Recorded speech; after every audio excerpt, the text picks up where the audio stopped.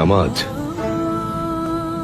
নামাজ হচ্ছে দিনের খুঁটি, রবের সঙ্গে সরাসরি যোগাযোগ, তার সামনে নিজেকে উপস্থাপন, আর এভাবেই তাকে দিনে 5 বার স্মরণ করবে।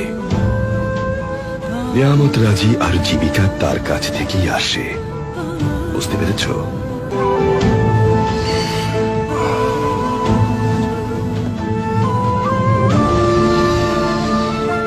এটা আমাদের কিতাব, আমাদের পথ, আমাদের আলো। এটি রয়েছে আমাদের জান্নাত।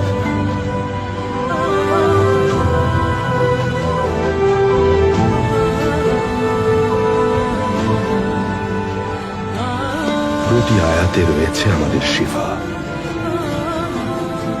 যদি তা বুঝতে পারি, তাহলে দুনিয়া আমাদের।